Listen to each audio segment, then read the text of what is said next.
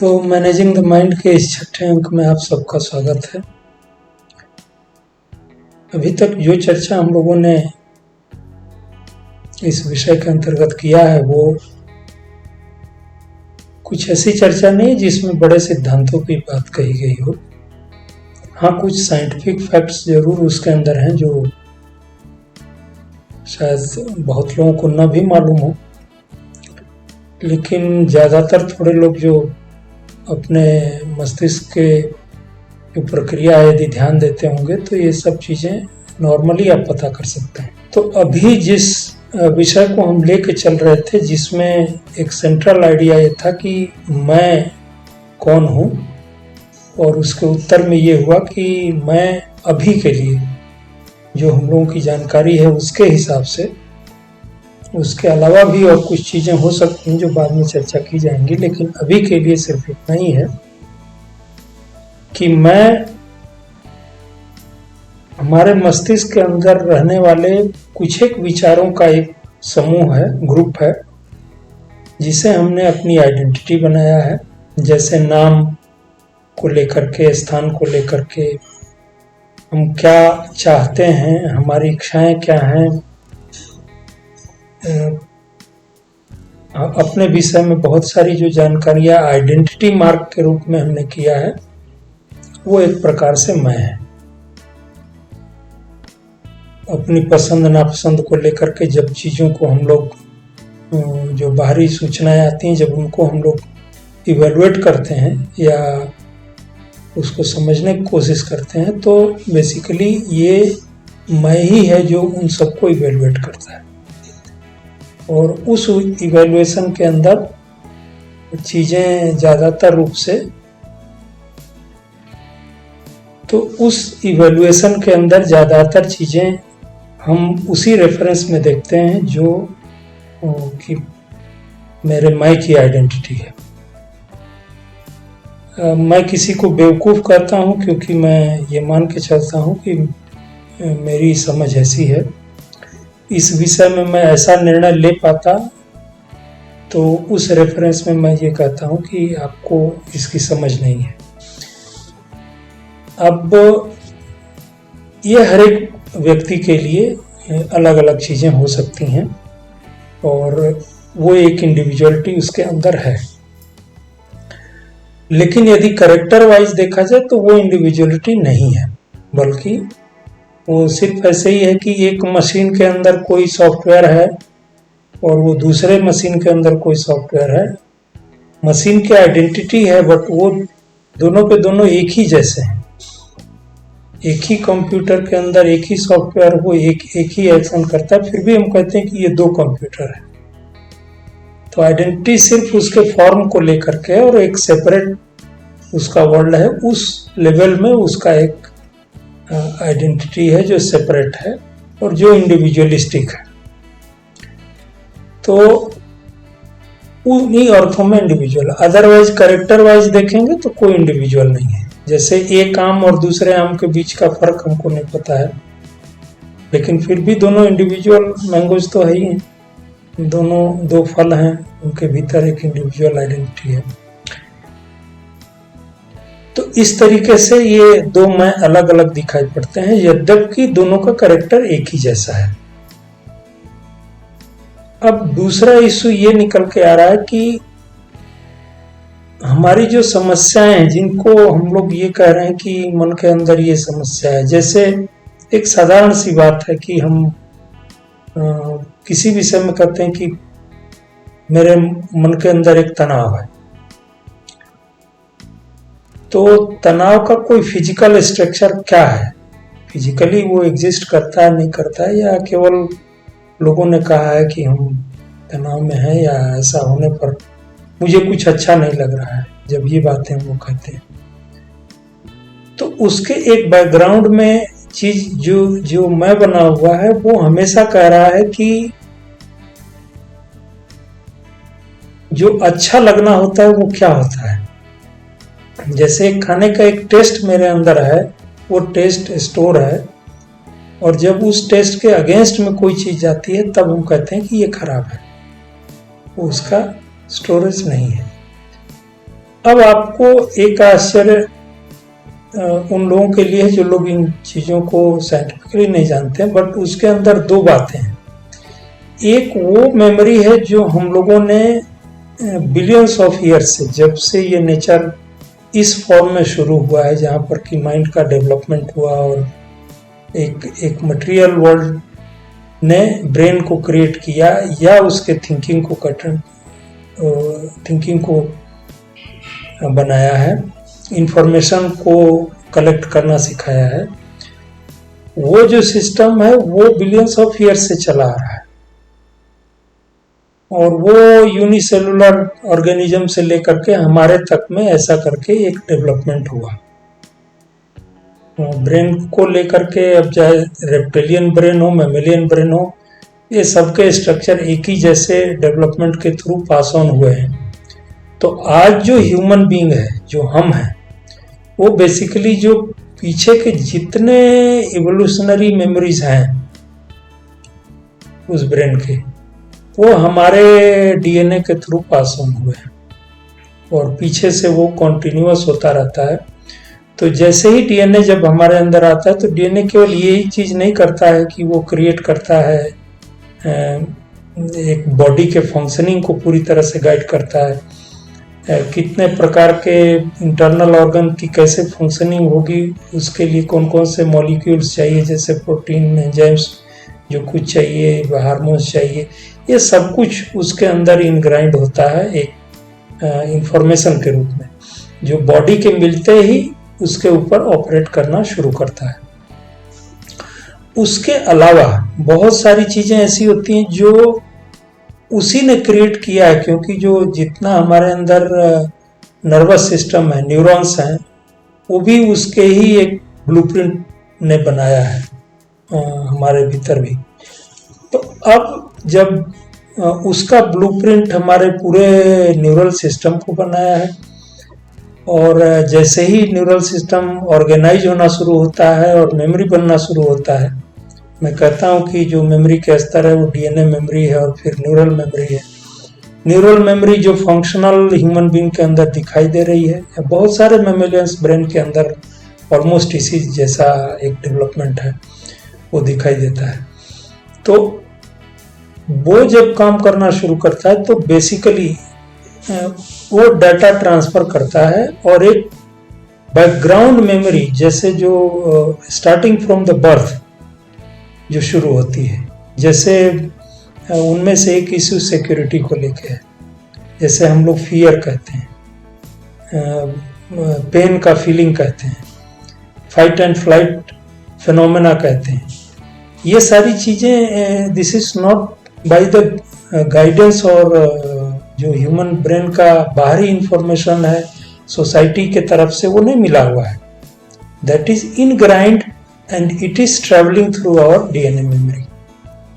तो DNA memory ने उस पूरे न्यूरल नेटवर्क को ऑलरेडी इस्टेब्लिश किया हुआ है, और उन चीज़ों को छेड़ना बहुत ही कठिन काम है, क्योंकि जिसने डीएनए के इंफॉर्मेशन को लेकर के सारी चीज़ों को गढ़ा है, तो वो गढ़ाव आसान तो नहीं है आपके लिए। जैसे ये कहना कि हम फियरफुल नहीं होंगे, जस्ट ए जेनेसिस, आप you can be aware of fearfulness, you can delete the system that even if you are insecure you are not feeling insecurity, ऐसा कह सकते हैं। ग्रीड के लिए है, अफेक्शन फीलिंग के लिए है, पेन में लाफ्टर नहीं होना है, हमको क्राई करना है, जब कोई हंसी वाली बात आती है, that is altogether related to the chemicals also, जो हम लोग हार्मोन्स वगैरह कहते हैं, उनसे भी उनका रिलेशनशिप है। लेकिन उसने एक बैकग्राउंड दिया है पहले से, तो मेमोरी का एक हिस्सा तो फिजिकली ट्रेवल किया है, और वो नॉट ओनली मिलियंस बल्कि बिलियंस ऑफ ईयर से ट्रेवल कर रहा है।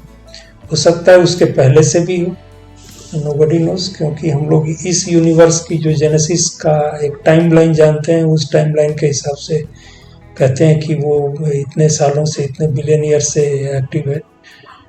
हो सकता है उसके पहले का भी हो, Nobody can confirm this thing.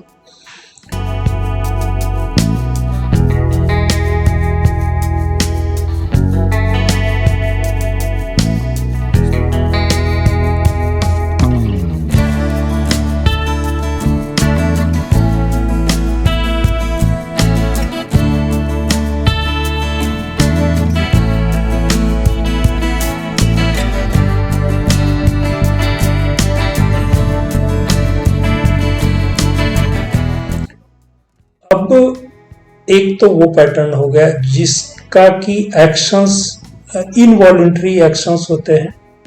बहुत सारे जो पैरासिम्पैथेटिक जो एक्शंस होते हैं बॉडी के, जो इंटरनल ऑर्गन्स के फंक्शनिंग होते हैं, वो उनके द्वारा गाइडेड होते हैं। अभी जैसे हमने कहा कि आपकी जो अनकॉन्शियस मेमोरी है, वो पूरा लिम्बिक सिस्टम है, वो कैसे काम कर रहा है, क्या हो रहा है इंटरनल ऑर्गन की फंक्शनिंग, हम लोग कॉन्शियसली अवेयर नहीं है।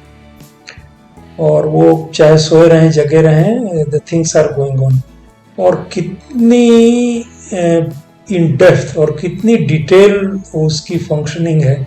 आप एक एक सेल को देखिए, उसके अंदर क्या क्या फंक्शंस होते हैं, डीएनए के अंदर क्या एक्टिविटी होती है, ये सारा कुछ इतना ज़्यादा ह्यूज डिटेल है उसका कि मुझे नहीं लगता कि नॉर्मल ह्यूमन बीइंग जो हम लोग कॉन्शियस मेमोरी के थ्रू जानते हैं या वर्ल्ड को जो डिफाइन करते हैं, उसके किसी एक भी पॉइंट को हम लोग रिप्रेजेंट कर रहे हैं।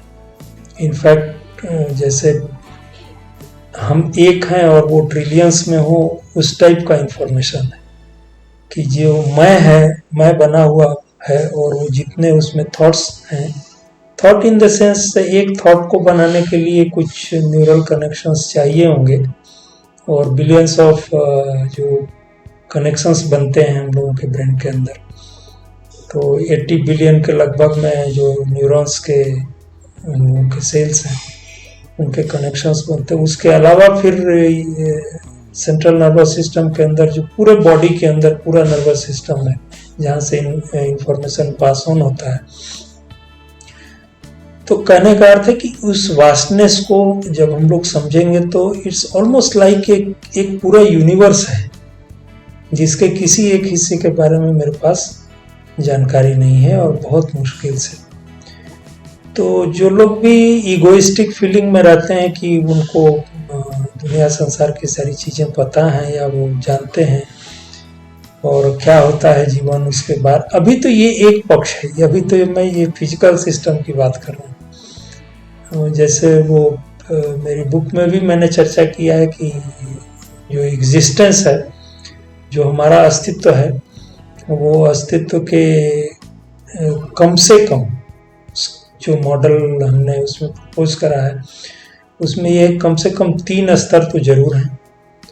पहला एक जो सारे वीडियोस में जब शुरू के इंट्रोडक्शंस आते हैं तो वहाँ पर वो स्लाइड्स चलती हैं, तो आप कभी रोक के उनको देख सकते हैं कि एक ग्रीन एरिया है, एक ब्लू एरिया, एक रेड एरिया है, और वो फिजिकल वर्ल्ड को रिप्रेजेंट करता है। एक आध्यात्मिक मतलब आत्मिक लोक है, द लिविंग है, लाइफ है। ये थोड़ा उनसे डिफरेंट है। और मेंटल वर्ल्ड है। कहने के लिए मेंटल वर्ल्ड को दोनों लोग मानते हैं क्योंकि कॉन्शसनेस का हिस्सा होता है, तो जो लिविंग फिनोमेना को मानते हैं कि living is a different phenomena and that consciousness is different, तो वो मानते हैं कि वो रिप्रेजेंट कर रहा है उसको, बिकॉज दैट इज कॉन्शस। और अनकॉन्शस हिस्से को जो फिजिकल वर्ल्ड है, वो फिजिकल वर्ल्ड का कुछ हिस्सा जो मेंटल वर्ल्ड में बना हुआ है, वो कहता है कि वो मेरा है। एक प्रकार से वैसे ही है कि जैसे 2 लोगों ने एक एरिया को शेयर किया है और दोनों लोग एक दूसरे के प्रति अवेयर नहीं है, तो उनको लगता है ये मेरा है। तो फिजिकल वर्ल्ड का जो हिस्सा है मेंटल वर्ल्ड के अंदर, वो एक्चुअली रिप्रेजेंट करता है उसको जो कॉन्शसनेस के डेवलपमेंट को मानते हैं कि ये फिजिकल वर्ल्ड का एक डेवलपमेंट है जो कॉन्शस लेवल में पहुंचा है। और जो स्पिरिचुअलिस्ट हैं वो नेचुरली उनको, क्योंकि पता है कि एक लिविंग एंटिटी है एक चीज ध्यान रखने वाली है कि इसकी चर्चा हम बाद में करेंगे कि एक मैं और भी है, वो नॉर्मली हम लोगों के कॉन्सेप्ट में नहीं आता है या नहीं समझ में आता है या अनुभव नहीं होता है इस माइंड को। तो वो जब तक अनुभव नहीं आता है तो बहुत सारी चीज़ें साइकोलॉजी नहीं, पैरा साइकोलॉजिकली डिफाइन होती हैं और उसके अंदर बहुत सारी चीज़ों को उनका एक अलग ही वर्ड है इनफैक्ट। तो जो भी इंफॉर्मेशन है उनका एक अलग रेजिम है, रेजिम ऑफ फोर्सेस है उनका, वहाँ पर वो कैसे एक्ट करते हैं। तो अब क्योंकि दोनों फिजिकल और स्पिरिचुअल वर्ल्ड का एक मिलन होता है मेंटल वर्ल्ड के अंदर, तो दोनों के इम्प्रिंट्स हैं, दोनों के एरियाज हैं और दोनों के अलावा एक कॉन्शियस ब्रेन का डेवलपमेंट है जो इवॉल्व किया है बाय दैट टाइम, जैसे हम लोगों के ब्रेन में और बाकी दूसरे मैमेलियन हों, रेप्टिलियंस और हों, नॉन ह्यूमंस हों, तो उनके ब्रेन के स्ट्रक्चर में थोड़ा बहुत कमी है या उस लेवल में। तो वो मानते हैं कि ये चीज़ें और केमिकल्स इतने ज़्यादा इंटेलिजेंट हैं खुद में। अब एक बात समझने वाली है कि एक केमिकल इम्बैलेंस को कैसे समझ लेता है, that is there one consciousness itself की एनर्जी नहीं है, वहाँ एक पोटेंशियल क्रिएट हुआ है, उसकी डिफिशियंसी फील हो रही है and that deficiency will be filled. So इसके वजह से एक अट्रैक्शन फील होता है और ये सारा जो फोर्स का सिस्टम है, अब बहुत डिटेल में तो यहाँ पार्टिकल फिजिक्स की बातें मैं नहीं कर सकता, वैज्ञानिक लगे हुए हैं उन चीज़ों को डिफाइन करने के लिए और पार्टिकल का और पूरे एनर्जी का जो सिस्टम है वो फिजिकल साइंसेस उसको एक बहुत ही अलग स्तर से एक्सेप्ट करता है। यहाँ तक एक्सेप्ट होता है कि जो एनर्जी सिस्टम है वो the same is as if की हम लोगों की आत्मा हो। और ज़्यादातर जो नॉन साइंटिफिक लोग हैं या जो साइंस को बहुत नज़दीक से नहीं जानते हैं, गहराई से नहीं जानते हैं, वो उन चीज़ों को थोड़ा सा क्या कहें एक डर के हिसाब से लेते हैं। और आजकल एक नया टर्मिनोलॉजी हो गया है कि सब कुछ एनर्जी है, सब एनर्जी है, so this is also energy, but energy in the physical term is different than the living. ये that is my own conception, may be possible कि ये सही नहीं भी हो, but as far as I know तो मैं ये कह सकता हूँ कि एक लिविंग एंटिटी का अपना रिप्रेजेंटेशन है इस यूनिवर्स के अंदर। इसीलिए मैं ये जो यूनिवर्स और मल्टीवर्स के कॉन्सेप्ट्स हैं उसमें मैं व्यक्तिगत रूप से मल्टीवर्स के कॉन्सेप्ट को एक्सेप्ट करता हूँ। ये और बात है कि उनका मल्टीवर्स एक दूसरे कॉन्सेप्ट का है, दो फिजिकल वर्ल्ड हों या दो से ज़्यादा फिजिकल वर्ल्ड हों उनको वो मल्टीवर्स कहेंगे। टाइम के रिस्पेक्ट में एक यूनिवर्स कॉन्सेप्ट ऑलरेडी है, तो क्योंकि फिजिकल वर्ल्ड और टाइम का एक कनेक्शन है तो इसलिए वो वर्ल्ड भी उसको एकोमोडेट करने की कोशिश किया, इसलिए यूनिवर्स बन गया। अदरवाइज वो मल्टीवर्स ऑलरेडी था कि जहाँ ज्योमेट्री और टाइम का फिनोमेना चल रहा है वहाँ पर एक two different kind of movements are there already. Time का एक अपना मूवमेंट है और स्पेस का एक अपना मूवमेंट है। हालांकि कुछ लोग ये कहते हैं कि स्पेस का जो मूवमेंट है उसके मेजरमेंट के रूप में टाइम को हमने कॉन्सेप्चुअलाइज किया है। तो बहुत सारी चीज़ें हैं जो कॉन्सेप्ट लेवल पर हैं, बट सच ये है कि उस दो रेजिम को जब हमने मिलाया तो ये कहा कि ये यूनिवर्स का एक डेफिनेशन हो सकता है। लेकिन आप एज ए एग्जिस्टेंस जब इस पूरे नेचर के जो एस्पेक्ट्स हैं उनको देखेंगे तो उसमें लगेगा कि मिनिमम, मेरे हिसाब से तो मिनिमम 3 यूनिवर्सेस हैं, एक स्पिरिचुअल वर्ल्ड के और एक मेंटल के और एक फिजिकल के, और तीनों की आइडेंटिटी है। इंफॉर्मेशन वर्ल्ड जिसको कहते हैं, माइंड को इंफॉर्मेशन वर्ल्ड कहते हैं, वो जुड़े जरूर हैं, एक दूसरे से जुड़े हुए हैं और तीनों में तीनों के स्तर पर इवेंट्स होती हैं।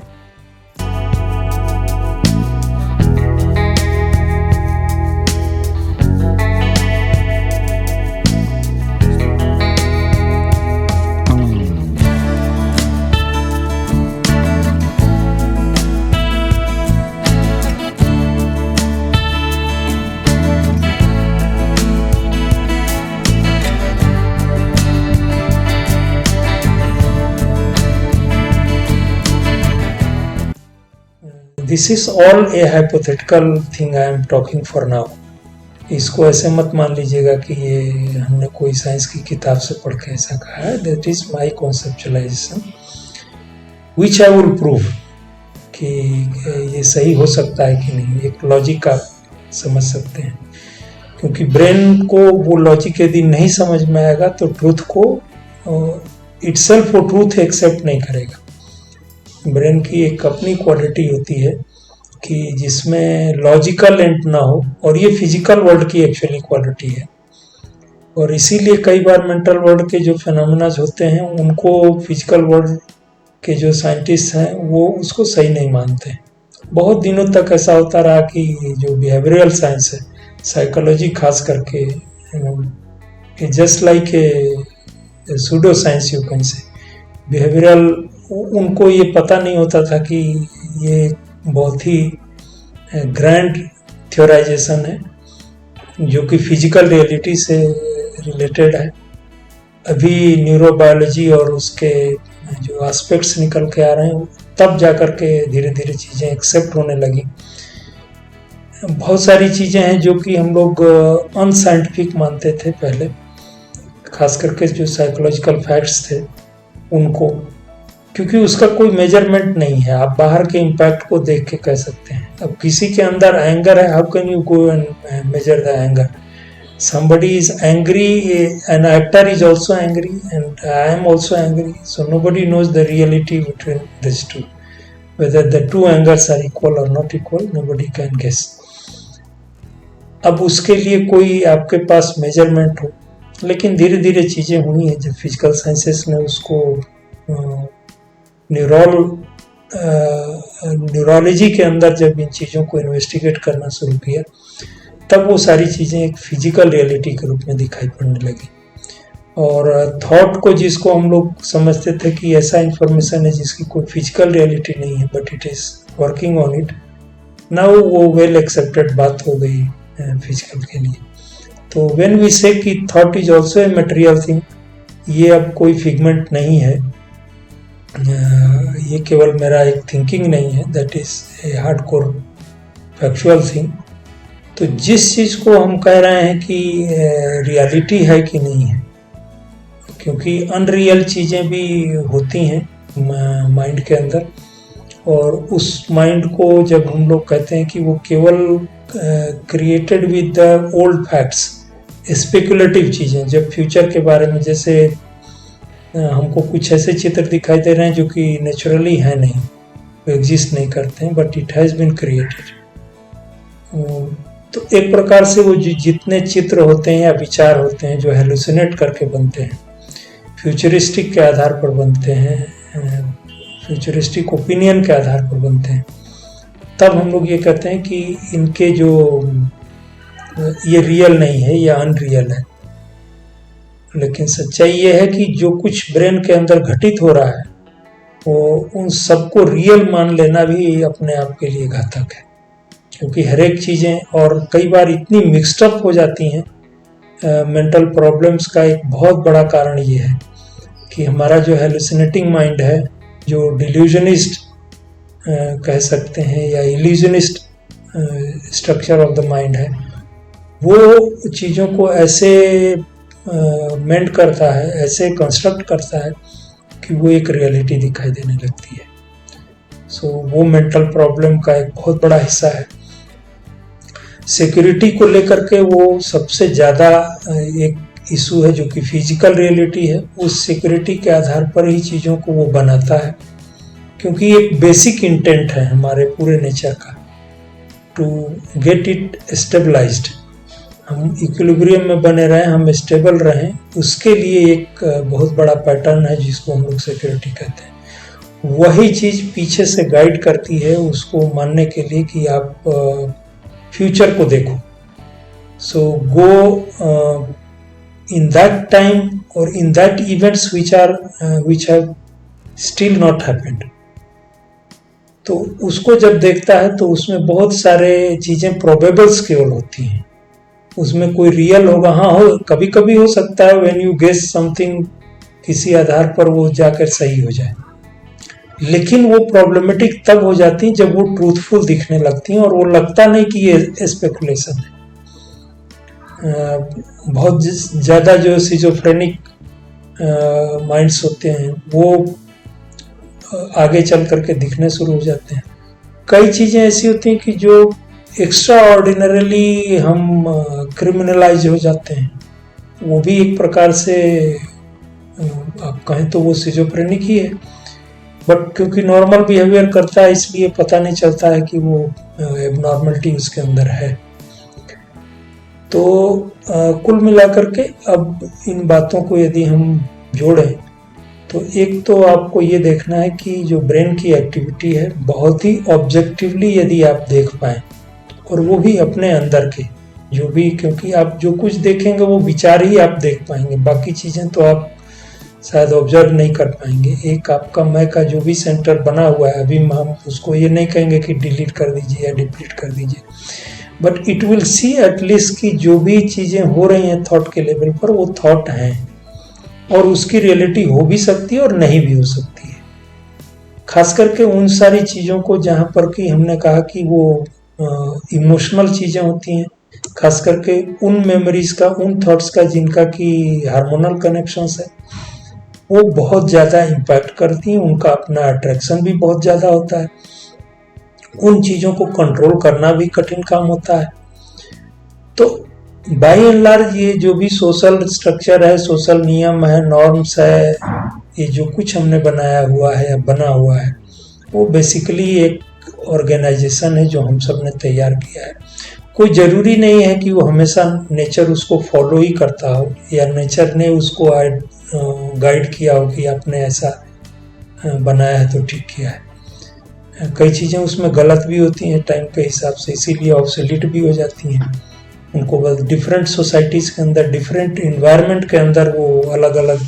तो आज ये चीज़ें मैं कहना चाहूँगा कि किसी भी तरीके से यदि हम चीज़ों को कंट्रोल करना चाहते हैं तो आपको ये समझना पड़ेगा कि कौन से लेवल्स हैं जहां आप कंट्रोल कर सकते हैं, कौन से लेवल्स हैं जहां आप कंट्रोल नहीं कर सकते हैं। लेकिन यदि वो एक प्रॉपर ऑब्जर्वेशन में नई चीज़ें आएंगी, और इसके लिए एक प्रैक्टिस चाहिए होगी हर बात के लिए, कि वो बिना प्रैक्टिस के संभव भी नहीं है इतनी आसानी से कि आप चीज़ों को कंट्रोल कर लें।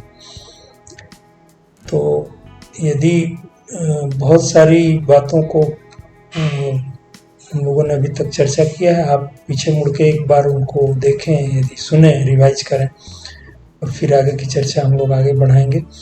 तो आज के लिए इतना ही। नमस्कार।